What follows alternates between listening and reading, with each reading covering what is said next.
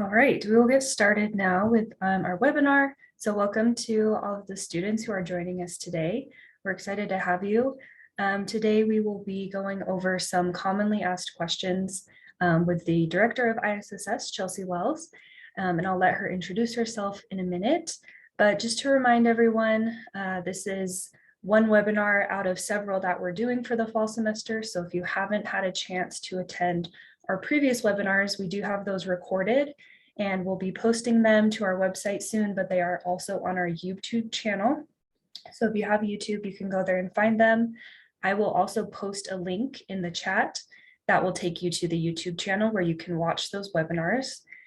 We also have some webinars coming up, so make sure that you attend those and that you register. And I will also post a link in the chat that will take you to the registration page, and you can see the schedule of all of the remaining webinars. This webinar will also be recorded. We'll also be posting it to YouTube and to our website. So if you need to leave early or if you need to go back and review the information, you can do so. We usually try to get those posted within a few days of the live webinar. So just keep a lookout for that. And if you have any questions during this webinar, you can type them into the Q&A feature in Zoom, and then they will be answered either during the webinar or we'll get to them after the presentation today. So we'll try and answer everyone's questions, but we do have a lot of really helpful information today that might answer your questions. So just keep that in mind. We'll be going through a lot of common questions, so your question might be answered, but again, if it's not, feel free to put it into the Q&A and we'll get to it at some point during the presentation. So I will pass it over to Chelsea to introduce herself and introduce the rest of today's session. Thanks, Danica. Hello and welcome, everybody. It's a pleasure to be here with all of you today just to address some of your frequently asked questions. As Danica mentioned, my name is Chelsea Wells, and I am the Director of International Student and Scholar Services at the University of Utah. The webinar today is titled Answering Your Questions. However, before we get started with your questions, I would like to provide just a little bit of background information before we get started. So ISSS, or International Student and Scholar Services, is a primary resource for you while you're studying at the University of Utah. You're welcome to reach out to us with any questions that you may have about immigration policy or guidance, adjusting to life on campus, or online, just depending on your class schedule for the fall semester, or any other questions that you may have. Even if we don't immediately know the answers to your questions, we are happy to connect you with the right resources or assist you in finding the answers. The ISSS office is physically located in the Student Union building on the 4th floor. That will make more sense once you're actually on campus and you start to learn your way around the campus, but we are located on the 4th floor in room 410. We will continue to offer mostly virtual advising appointments or phone appointments in the immediate future, but we will also, beginning this month, also offer a limited number of in-person advising appointments once we fully resume our in-person services. So if you do have any questions or if you would like to speak with an international advisor, please contact our office by telephone or by email, and our contact information will be displayed at the end of the presentation in the slide deck.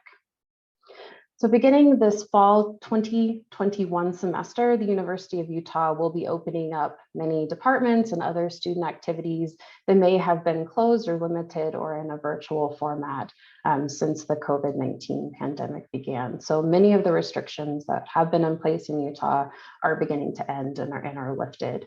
But please note that university policies about COVID-19 may change throughout the fall and the spring semester just based on new information and adjusting to the latest information. So it is important, and this is a good reminder for all of you, to always check your university email, also called UMail, for any important email reminders and updates. So I will also share some information at the end of the presentation about some really great campus resources, websites that you can use just to stay in touch with the most recent information. But overall, we are so excited to welcome all of you to the University of Utah for the fall 2021 semester. And whether you will be joining us on campus or beginning your studies online, we are certainly here for you as a resource. I'm sure that you have many questions about the upcoming semester, so I will do my best to answer the questions and give you answers today.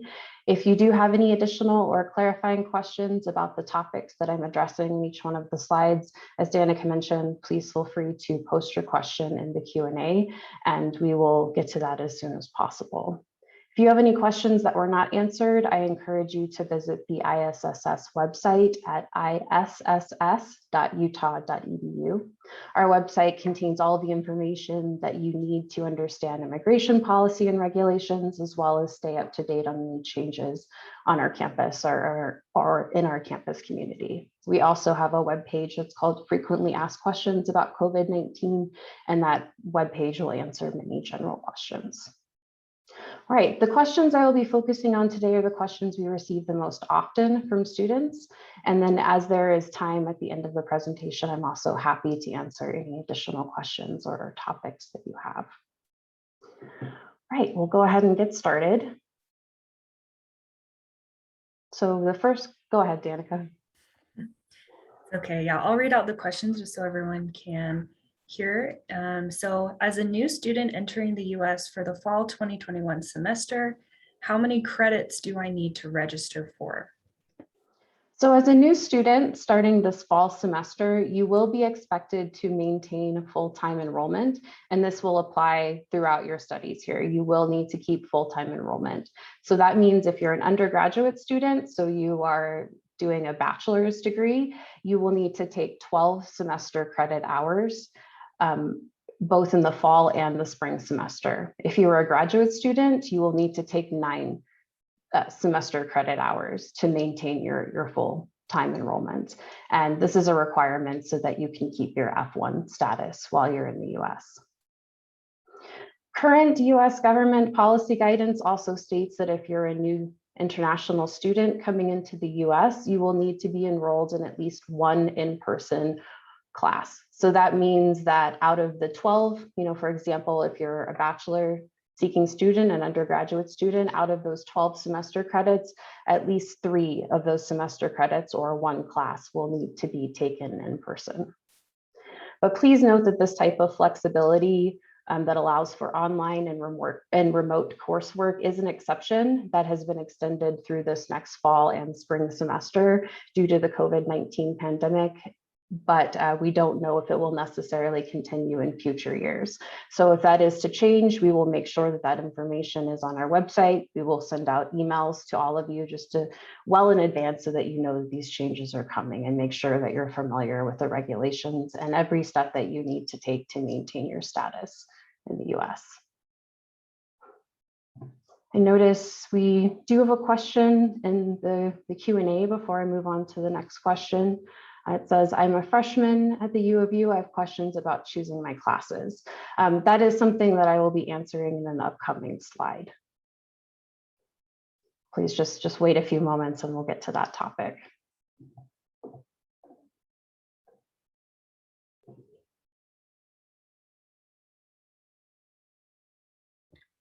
All right, so how can I find out which of my classes are online, hybrid, or in person?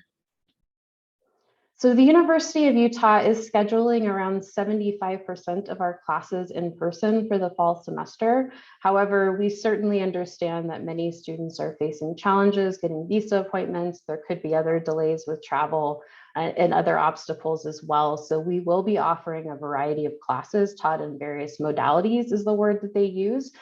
So what that means is that the modality could be an in-person class, so you're fully present in class on campus, fully online, which can be taken from anywhere, a hybrid class, which is a mix of in-person and remote learning, and then something that's called IVC, which stands for interactive video conferencing. So essentially, this means that you would be taking the class online through Zoom, typically, or another online platform, and taking your class through video conferencing. So it would be live.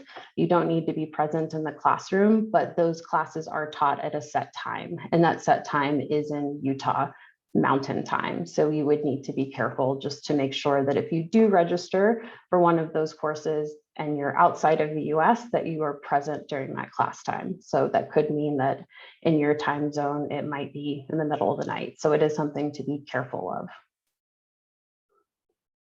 The classes that, to be able to know the class modality, they will be coded this way in the academic course catalog. So this is what you should be reviewing as you're registering for classes.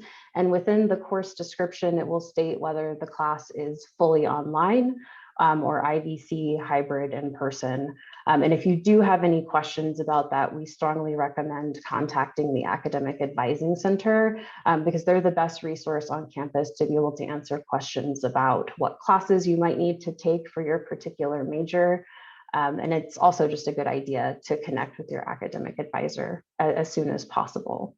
So if you're an undergraduate student, so again, if you're a bachelor seeking student, you can contact the Academic Advising Center through their website, which I've put on the slide here. And their website does have many resources to help you find out who your academic advisor is. And they will also be doing some virtual drop-in sessions as well to answer any questions that you have. If you're a graduate student, you would need to contact your academic advisor in your particular academic program to answer questions about the courses that you might need to take or the classes that will be taught in person. And like I said, this is all available in the academic course catalog, and this information is in our orientation modules as well about how to access that academic course catalog, and you can find links in the academic section of, like I said, of the International Orientation online modules. But if you do have any additional questions about that, please feel free to post it in the chat or reach out to the Academic Advising Center. You're also welcome, as always, to reach out to our office and we can help connect you with the Academic Advising Center.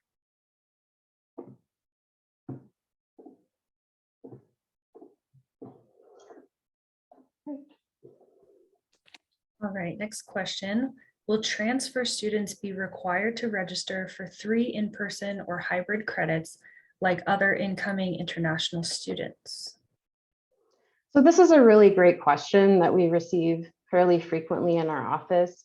We do recommend that for all new students, even transfer students, to register for at least 1 in-person class. And again, that's 3 semester credit hours. This is the easiest answer and it's also the safest, just to go ahead and register for that in-person class, particularly if you are coming to campus anyway. It is much easier just to follow this as a general rule for all of our students. However, with transfer students, it can depend on your specific situation, such as when you transferred from your last school, if it was a school in the US, and if you have left the US since you transferred. Transfer students may be eligible to enroll in online classes if they're transferring from another US school and haven't left the US, but it really depends on your specific situation. So if you have any questions about whether or not this would apply to your situation as a transfer student, please contact the ISSS office for additional information or set up an appointment with an international student advisor. Again, it really will depend on that specific situation, so it is difficult to answer that question for all students.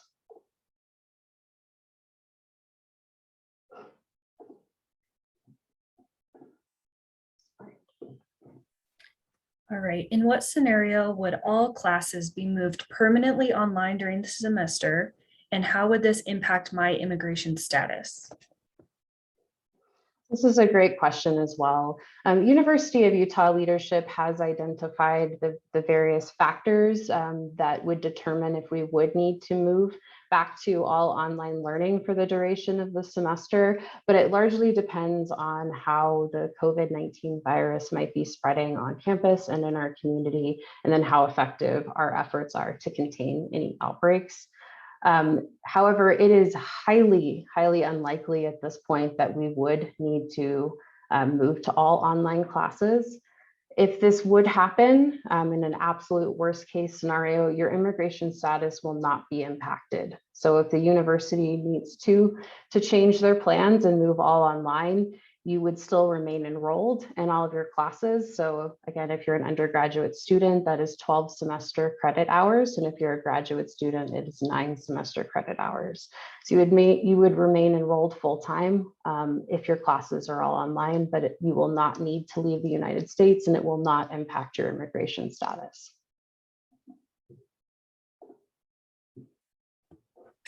All right. I have an autoimmune disease or other condition that puts me at a high risk for COVID-19. In this case, can I take all online classes and still remain in the US with my student visa? So as a new student, if you are in the US, you will need to be enrolled in at least one in-person class at 3 semester credit hours just to be able to obtain your visa and enter the United States. So essentially that would mean that you would not be able to take all online classes if you're a new student entering the United States. If you are in a situation or you have a medical condition that puts you at high risk for COVID-19 and you're not comfortable attending classes in person, other options would be to enroll in all online classes from your home country, or you could also defer your admission to a future semester.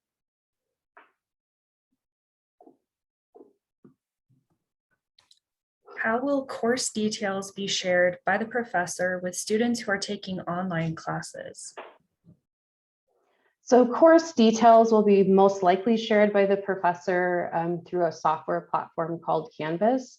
This could vary from professor to professor, class to class.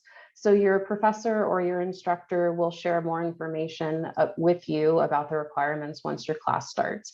Usually before your classes start, the professor or instructor will send out emails, making sure that all students enrolled in the class know what to expect and know what their online resources are.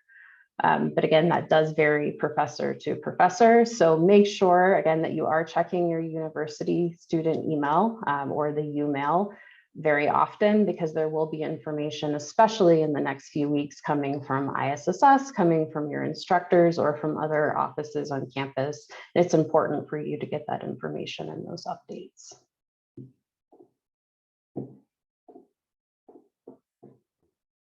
Okay, next question. This seems like a very popular question so far in the chat. How and when can I register for classes? So you can register for classes now, and we would recommend registering as soon as possible. For international students, this requirement is a little bit different than with domestic students. International students do not need to complete their orientation, and for this semester, it's those virtual orientation modules before you can register for classes. We highly recommend that you register as soon as you can. For our domestic students in the US, they do have to wait until after orientation, but you do not need to. So go ahead and register for classes as soon as possible if you haven't done so already. And then for future semesters, you will be assigned something that's called a registration event from the Office of the Registrar. So you will receive emails, or you'll be notified in other ways letting you know when you're eligible to begin registering for classes. And this is usually several months before each semester starts. If you do have questions about what classes you need to register for your specific major or your pre-major, we do recommend contacting the Academic Advising Center if you're an undergraduate student, or your academic department if you are a graduate student. We are not the academic advisors, so while we can provide some general information and we can connect you with the right people and the right resources, we cannot advise you on what classes you should register for your particular major. So I did put some website information on the slide for the Academic Advising Center. This is the first one, is their general website. And then they also have a really great webpage with student resources about registering for classes. So please make sure to check those out.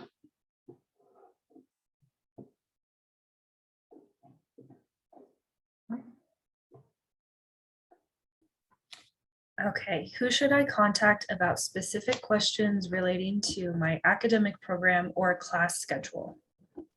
So again, questions about your academic major or your class schedule really should be directed to the Academic Advising Center or the academic advisor for your specific program.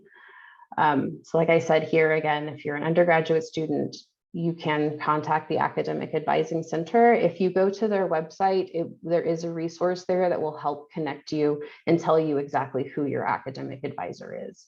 For graduate students, you can contact essentially the people that you have been contacting throughout the application process, but the academic advisor for that program is also listed on their website. And we would recommend reaching out to them if you do have any questions about what specific classes you should take. And Chelsea, we do have a question about registering for classes in the Q&A. So how do you submit your transcripts if they're not available yet? And is it going to be a problem when registering for classes? Right, so I do have that question later on in my slides, so I will go into a little bit more information about it at that time. But what I can say is it's not an issue for you to register for classes yet. You have a grace period for your first semester, and so you would need to submit your official transcripts before the beginning of your second semester, essentially, before you can register for classes for your second semester. But I will talk a little bit more about that later on as well. For the Academic Advising Center for undergraduate students, like I said, you can navigate to their main webpage, theadvising.utah.edu. I did take a screenshot of their webpage here just to let you know that they will be offering some drop-in virtual advising on the following dates. So August 18th through 20th, and then August 23rd through 25th. So if you're an undergraduate student, this is a really great opportunity to drop in and ask any questions that you have and get instant answers from academic advisors. The bottom part of this also just shows the links that you would need if you need to ask a quick question to the Academic Advising Center, or if you'd like to make an appointment. And when you click the button to make an appointment, it will help you locate and figure out who your academic advisor is based on your major or your intended major.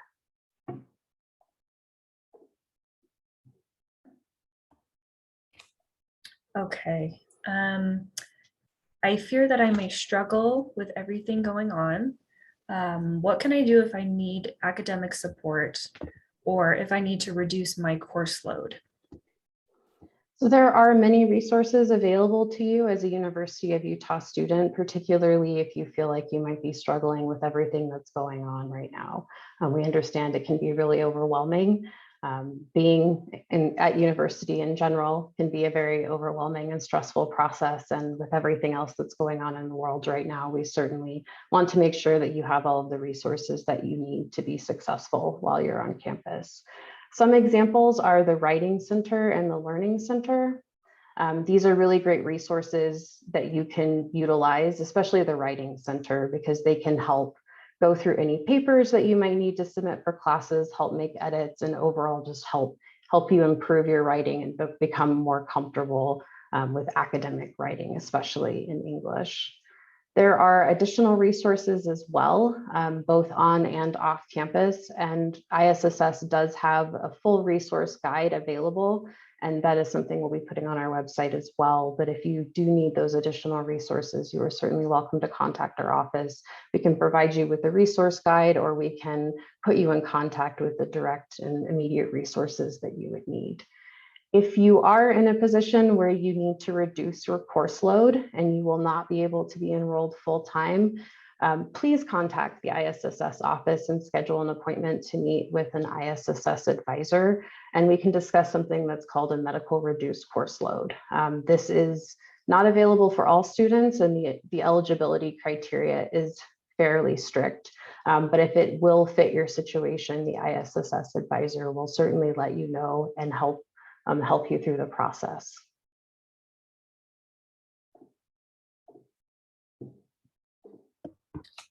Okay. What documents will I need to present when I enter the US? So before traveling, we would certainly want you to be aware of any travel guidance that might be within your home country or might be internationally at that time. We also recommend contacting your airline before you travel just to see if there are any other specific procedures, requirements that you need to be aware of before your travel date. So right now, this probably includes proof of a COVID-19 vaccination, and also proof of a negative COVID-19 test result taken within the past 3 days before traveling. That does seem to be a fairly universal standard, but certain airlines may have additional requirements. So please make sure that you're aware of those before you travel. When you are traveling, you will need to bring certain immigration documents with you. So please remember to bring these documents with you in your carry-on bag so that you have it with you throughout the entire flight. Please don't put it in any of your checked luggage or anything that will be in the bottom of the plane where you won't have access to it. You will need to be able to have access to all of these documents when you're going through customs when you arrive at the airport in the US. So you would need to bring your I-20. So most likely you've been issued an electronic copy of your I-20 that's digitally signed. You will need to print the copy when you're traveling. Please do not try to show any of our Customs and Border Protection officers or CBP your I-20 on your phone or other digital device. It's really important to have a hard copy that's printed because you will need to show them that printed copy. You will also need to bring your valid passport and your US visa, so it'll be your F1 student visa. And then once you arrive in the US, you will also be issued something that's called an I-94. And that is, you can access that electronically, but it is something to be aware of because you will need to upload a copy of that to ISSS later on. And all of that information and instructions on how to do that is within the orientation modules as well.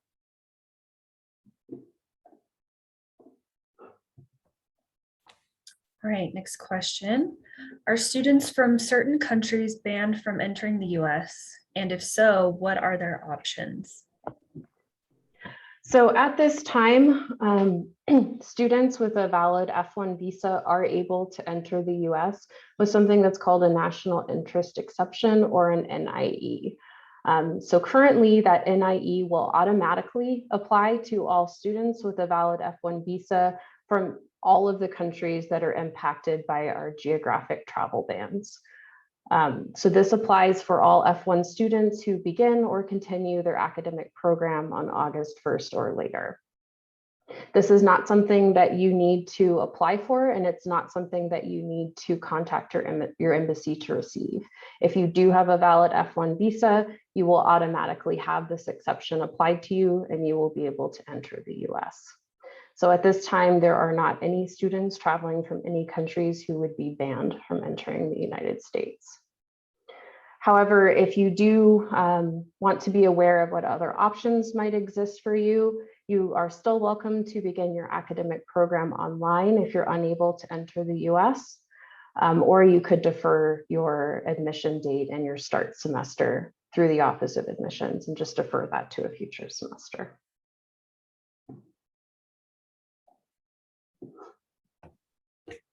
Okay, this is a popular question.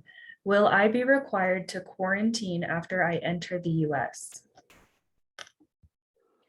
Yes, this is certainly a popular question, and I know that it's on many of your minds. The University of Utah policy follows the United States Center for Disease Control, or the US CDC, recommendations closely.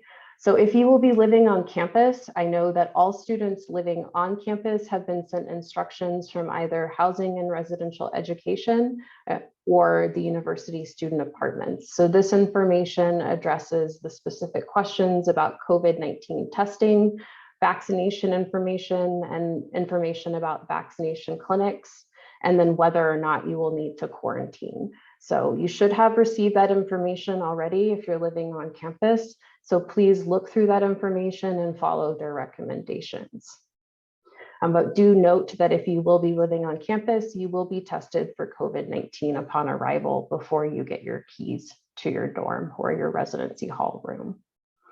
If you have not been vaccinated yet with a COVID-19 vaccination, we do strongly recommend for all students to get vaccinated as soon as possible once they arrive on campus. There will be vaccination clinics available on campus, and these clinics will also be available near the residency halls or dorms during those move-in days and in the first few weeks of the semester.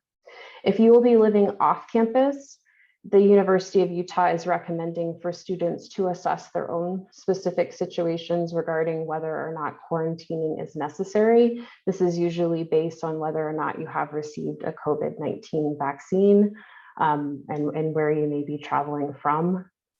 Unfortunately, there are so many questions about this from so many students. We're not always able to address every student situation individually at this time. So we strongly recommend reviewing the CDC website. I know this is a very long link on the slide, so we can also post a PDF version of the slides on the website as well, and you can access the links that way. But the CDC website is a really great resource that provides very specific instructions on what to do based on your individual situation. And we recommend following the CDC recommendations as closely as possible. If you will be living off campus though, while we do strongly urge you to follow the CDC recommendations, this will not be tracked by the university. So it is essentially up to you to make sure that you are taking the steps that you need to take to make sure that you are safe and that others around campus are safe as well. Now I can actually very quickly post the CDC link in the chat as well.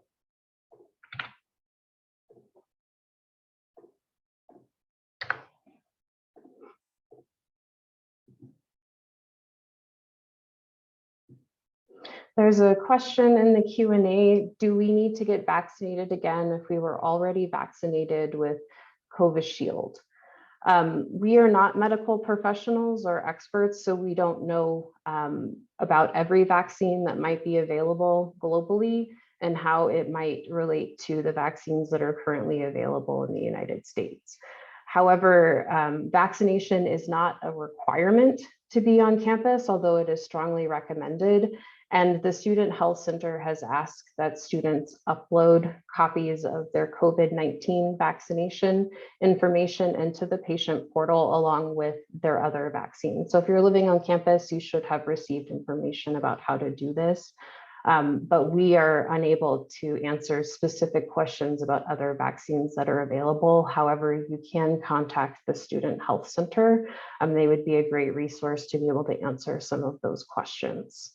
Once you upload the vaccination information, the Student Health Center also asks that you upload an English language translation of that as well if it is not in English. This translation does not have to be official, so you don't need to pay for an official translator, but the Student Health Center does ask that some type of translation be available so that they can best assist you with any questions that you may have about the vaccines.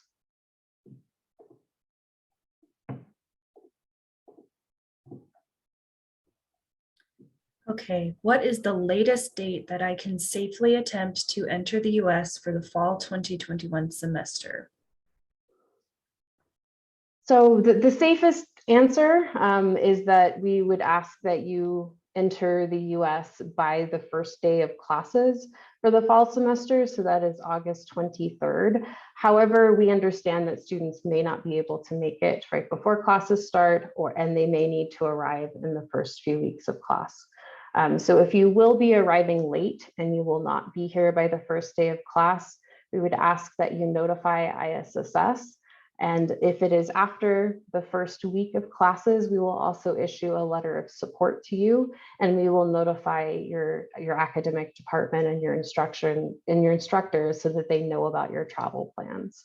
But anytime that you are arriving after the first day of classes, which for the fall semester, it is August 23rd, there is some risk involved.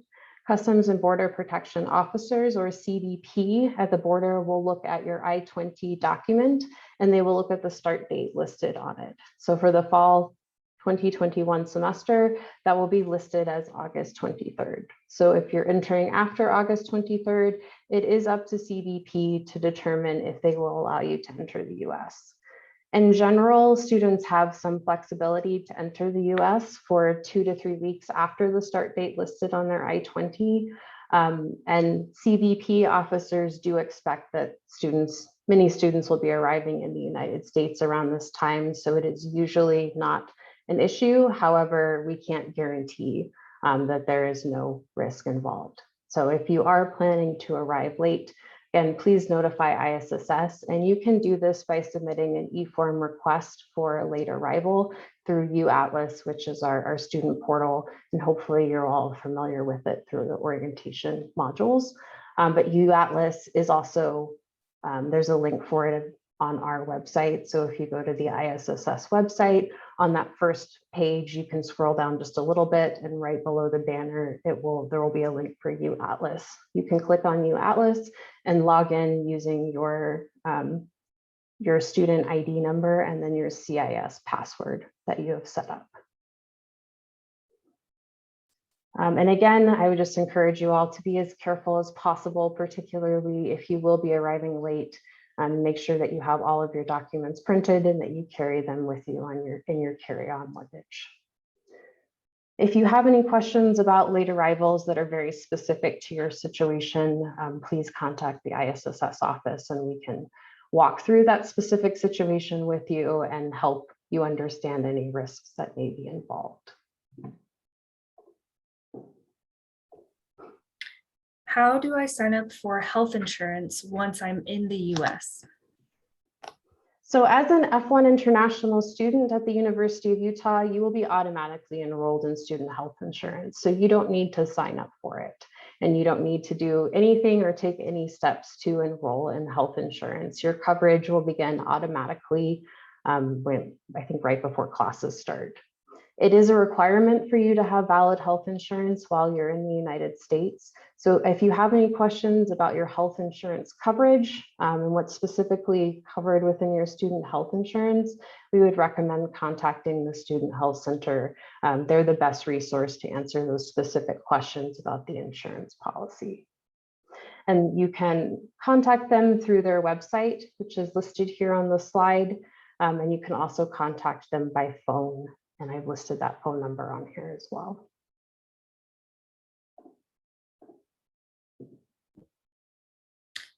Do I need to pay the SEVIS fee or apply for a visa if I will be studying from outside the US? So you can start your studies online, just taking all online classes from outside of the US at this time. But again, as I mentioned earlier, this is only allowed because of the US government policy exceptions resulting from COVID-19. You will eventually need to pay the SEVIS fee and apply for a visa to come to the US to continue your studies at the University of Utah in person. If you are beginning your classes outside of the US from your home country, please wait before you're requesting an updated I-20 document or paying the SEVIS fee. You will need an I-20 with the semester that you will be coming to campus. So it'll need to have a start date listed on it that's for that semester. So if you're starting online this fall, for example, but you are planning to come to campus in the spring, you will need to have an I-20 that has the spring semester start date. You would apply for your visa using that information, and then you can pay the SEVIS fee at that time. So you would want to wait until you know that you're able to come to campus.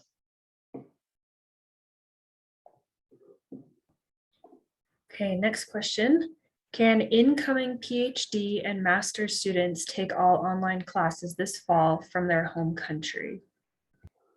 And this is a great question that's certainly applied for many of our graduate students for the past year and a half since the pandemic began. From an immigration perspective, yes, you can take all online classes from your home country, particularly if you're starting a new program. However, we do recommend that you talk to your academic advisor or your academic department in general to inquire further. Certain classes may not be available online. They may only be available in person or in some kind of hybrid format where you would be required to have some kind of in-person component. So we do recommend that you check with your academic department just to make sure that the classes that you need to take for your first semester would be available online if you should need to start your program online.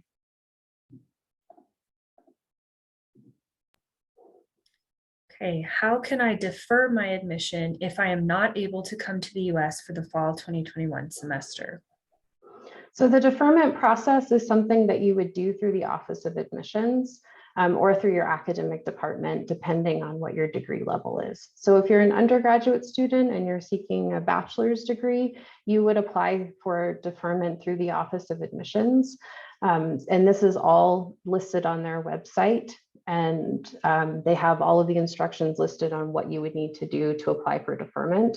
As an undergraduate student, you can request to defer to a future semester yourself, and you just need to submit a short form online to the Office of Admissions. If you do have any questions about deferment, you can also send them to this email address, and the deferment specialist will respond to you as soon as possible. If you're a graduate or a master's, if you're a graduate student, so master's or PhD, you will need to work with your academic department if you would like to defer your start date to a future semester. Once you notify them, your department will work directly with the Office of Admissions on your behalf to help facilitate that deferment, but it isn't something that you're able to do yourself.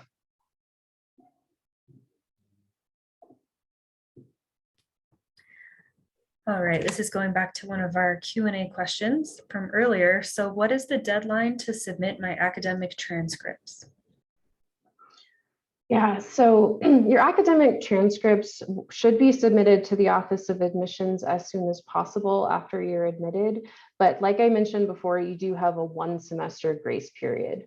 So if you aren't able to submit your official transcripts, or you're not able to even request them right now, if your schools are closed or they're unable to get those transcript requests fulfilled, or if there are other delays, that is okay. You do have that grace period, but a hold will be placed on your student account during the first semester. But this usually happens sometime in September, and that hold will prevent you from registering for classes for the next semester. So it'd be for the spring semester.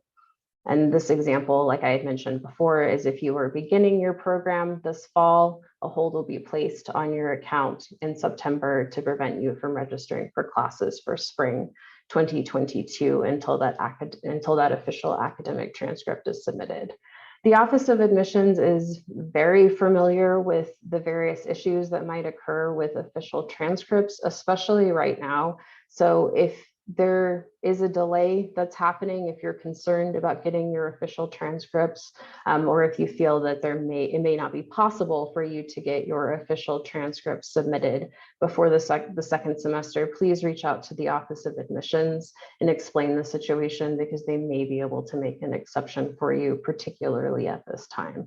Again, we are all trying to be as flexible as we can, because we know that there's so much going on in the world right now, and it's not as easy as it may have been a few years ago to get access to those official transcripts.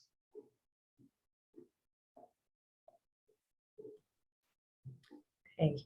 If I defer to spring 2022, can I just use the same I-20 I received for the fall, or do I need to request a new I-20? No, you absolutely cannot use the same I-20. So if you're entering the US, if you're applying for an F1 student visa, you do need to have an I-20 with the appropriate semester. So you are not able to use the same I-20 that you received for the fall semester. Like I've mentioned a few times, the I-20 does have a start date listed on it, and that start date is the first day of classes for the semester that you are admitted for. So in order to obtain your F1 visa and enter the United States, you will need to have an I-20 that has that start date listed as the first day of class for that semester. So you will not be able to use the same I-20 for the fall semester. You will need to request a new I-20 for the spring 2022 semester that has the appropriate start date. This is something that if you are deferring, the new I-20 will be issued to you through the Office of Admissions, and that is part of that deferral process. So once you apply for deferment, they have a process on their end to track that information, and they will be issuing the new I-20 document to you. It will not come from ISSS if you are deferring your admission start date.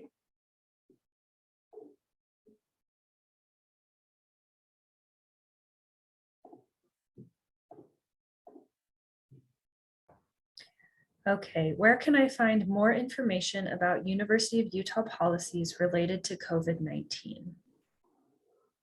And this is, like I mentioned at the beginning, these are some really important resources for you. The best resource is the official University of Utah COVID-19 webpage. So this is coronavirus.utah.edu.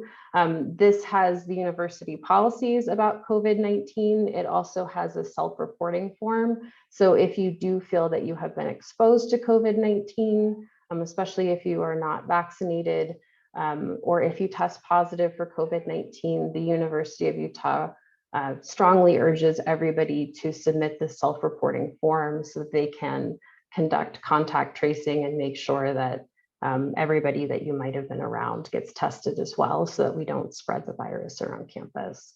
The website also has information about vaccines and vaccination clinics, COVID-19 testing information for the campus community, and then just general guidance for the campus community as well. We also recommend looking at our website. The ISSS website does have a web page for frequently asked questions related to COVID-19. And this is a great resource as well that you can refer to answer many of your general questions. But again, if you do have questions about your specific situation, you are always welcome to reach out to the ISSS office, and we will direct you to the correct resources, or we can set up an appointment for you to meet with an international student advisor to discuss your situation in more detail. Those were all the questions that we had gathered and that were submitted in advance. We do have some remaining time now, so I'm happy to answer any additional questions that you may have. And again, you can just type any of those questions into the chat. Okay, so we did have one question that was submitted that has not been answered yet. So the student is asking, I already tried to contact the business advisors from the academic advising website. However, I haven't seen anything back yet. Is there anyone else I can contact? So the business advisors are usually fairly quick in their response. If you've already tried to contact them that way and you haven't received a response after several days, I would strongly urge you to follow up with them, try emailing again. However, you can also contact the Academic Advising Center. The Academic Advising Center has something that's called bridge advisors. So these are academic advisors that work in specific academic departments, but are overall involved with the Academic Advising Center, and they share information and resources as well. So if you're unable to get in contact with the business advisor that's been assigned to you, I recommend reaching out to the Academic Advising Center in general, and they can help you get in contact with either that specific person or somebody else who would be able to answer your questions.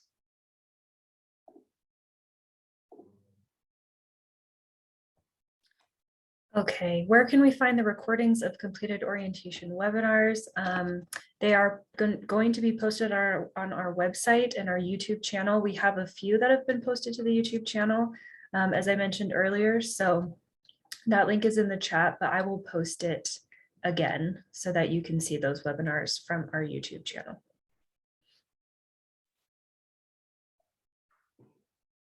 All right, any other additional questions that you have? I know that was a lot of information that was coming at you at least this morning for us, and it might be a different time in your time zone. But if you do have any other questions, now is certainly the time to ask.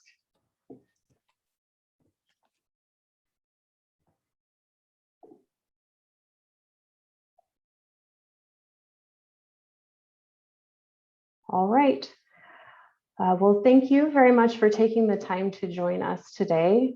And I hope that this information has been helpful to you as you plan for the fall 2021 semester. We look forward to you arriving on campus. And even if you won't be able to join us on campus this fall, we hope to be able to see you soon. Again, ISSS is here to support you while you're studying at the University of Utah. So please always feel free to contact us if there are any questions, and we will offer advice and connect you with the right resources as well. Our contact information is listed on this slide, our general email, as well as our telephone number.